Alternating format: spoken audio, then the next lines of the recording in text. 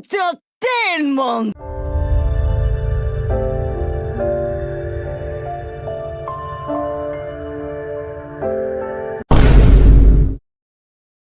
You've all seen the thumbnail title already, so I'll be going straight into addressing the allegations. Some of you watching this may know me from my guides and my presence on the Honkai Impact official Discord server and may be wondering what's going to be happening to that. No, I'm not leaving Honkai or retiring in any sense. I will still be playing the game and of course, putting out content to the best of my ability. Yes, I know I'm in agony 2 right now and that's not really helping my case, but trust me, I'll be going back to Nirvana at some point. Okay, now for the actual thing I wanted to discuss, Nikke. What is Nikke? Nikke is a gacha game made by Shift Up, the same studio that made Stellar Blade. It involves using various enhanced female soldiers to fight an infestation of scary alien robots plaguing humanity. Kind of like Honkai if you think about it. I started playing this game about a month ago after being influenced by 2 of my good friends, Artemis Luna and Yessenia, who are also Nikke content creators, as well as my friends in Artemis Mod team. After playing for a while, I decided I liked it, so I wanted to make a video talking about my experience so far. Behold my ultimate blade. First and probably the most important aspect for me is the combat. It varies somewhat between game modes, but essentially, you put together a team of 5 units, also called nikkes, and direct them to shoot at the bad guys, called raptures. The nikkes that fight for you have passive and active skills to aid them in battle, and are classified into 3 types, burst 1, 2, and 3. Basically, once you fill a burst gauge by hitting enemies enough, you can activate the skill of a burst 1 unit in your party, which then allows you to activate a burst 2 skill, then a burst 3 skill.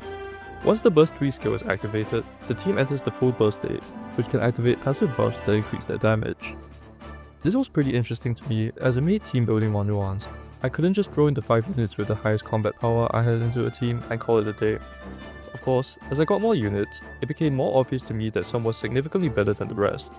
I also got a lot of help from my friends who advised me on which units to invest in, and right now, I think I've got a pretty good team.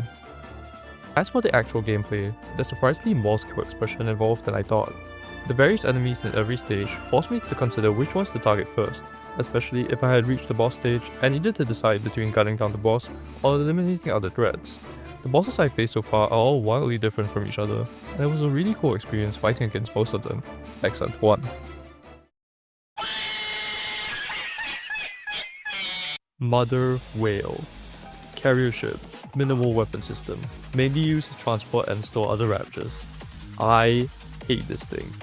First off, it's placed so far away that I can barely see the weak points I'm supposed to be aiming at. Half the time, I'm not even sure my crosshairs on the hitbox. The stupid whale has some of the most annoying aspects of any enemy I've encountered, from spawning in additional enemies that reduce all my damage to 1, to just being unbelievably tanky. This thing has it all. There's just so much bullshit going on with this boss that I struggled to do everything consistently enough to actually beat it, which is why I was stuck on the last stage of chapter 21, which has it as the sole enemy for so long. It didn't help that I was fighting it at a combat power deficit either. Not only does that make my team weaker than the recommended level of power, but the game also intentionally decreases the stats of my units depending on how much lower my power is compared to the recommended level. Anyway, that's it. Rant over. Back to the video. The structure of Nikke's story is pretty similar to Honkai's early chapters, being separated into chapters full of stages requiring combat to clear. The difference between the two is that Nikke's chapters are set in something that's more like an open area, letting your party of 5 walk around the place to either challenge stages or look for lost relics. Each chapter has a set amount of relics that either tell you more about the lore of the game, or unlock a soundtrack that you can play in the lobby. Some of the relics are harder to find than others, but for the most part, they're not too hard to find. As for the movement, it's a point-and-click style, which did take me some time to get used to, but it's not that bad. The story itself is great so far. Several arcs have left me staring at the screen in shock before running to the group chat to scream at my friends. It has a great balance of seriousness and comedic parts too. I particularly love it when Anise and Neon interact with each other. I'm not going to go too into detail to avoid spoilers, and also because I haven't fully caught up yet, but I'm genuinely enjoying it so far. What should I create with my bubbles today? Nikke's dailies don't take too long, but they're definitely a lot longer than what I'm used to. There's a lot of things to do, but they can all be cleared pretty quickly. The main issue I had were the loading screens. There are a ton of them, which is bad especially if you're running the game on a lower end device like me. And God forbid you accidentally leave before completing something else you were intending to do. It honestly makes the game feel a lot more clunky, and I hope it's something they can fix in the future. Other than that, it's been pretty okay so far. I'm not the biggest fan of progression being mostly locked behind daily activity, but it's supposed to be an idle game, so I guess there's nothing much I can do. There's a saying that luck is also a form of skill. Would you like to test your luck, High Roller? Gambling. Nikke has two main types of banners, pickup and standard. There's a 4% chance to get an SSR, and for the pickup banners, there's a 1 to 2% chance within that 4% to get the featured unit. While the rates are pretty high, there isn't anything that guarantees you the unit, so you could drop 450 pulls for a single copy of the character. While there aren't technically any pity systems per se, pulling on banners gives you mileage tickets that can be used to buy the unit once you get 200 of them. People usually recommend using them on pilgrims and overspec nikkes, who are the units with a 1% chance of dropping instead of the normal 2%. It's not the worst system in the world, but it's definitely made me grateful for Honkai's 150 pull guarantee for the unit and the weapon. Goddess of Victory, Nikke! Okay, account review. I think the first thing we'll be looking at is probably my units, so this is what I have so far. I've broken the wall already, which I did pretty fast because I got lucky on my pulls. I got Helm, MOB, I got Siren, which was pretty easy because I got pulls from the 2.5 anniversary and from just being a beginner. Then I got Mori from the 2.5 anniversary, Naga from the standard supply, and oh yeah, Drake from the Road to Villain event. So I think I've racked up a pretty good number of nikkes. This is my main fight for like my campaign push and all that. I'm currently on chapter 28. Let's see.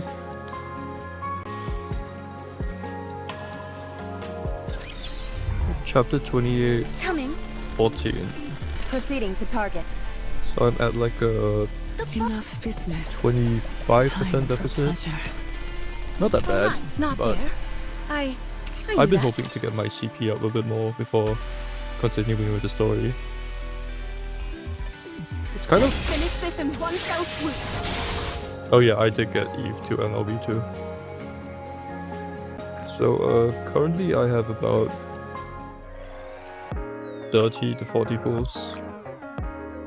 I'm saving for Raven, who's coming out in a few weeks.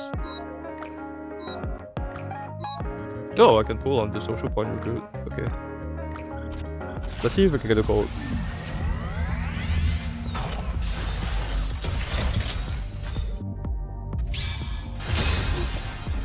Okay, never mind.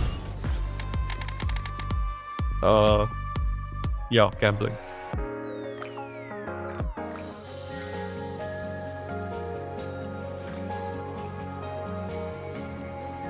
Yeah, I think that's it for the account review.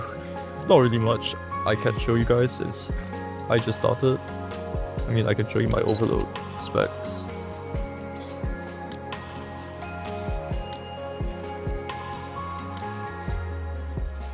There's really not much of interest in my account yet.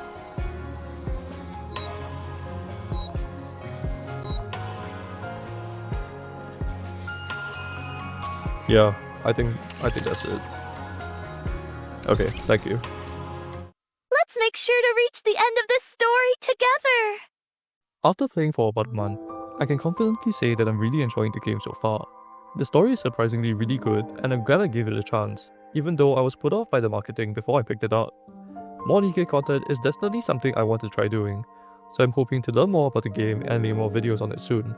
For now though, that's everything I wanted to talk about regarding my experience with nikke. I hope you enjoyed my ramblings, and as always, thanks for watching.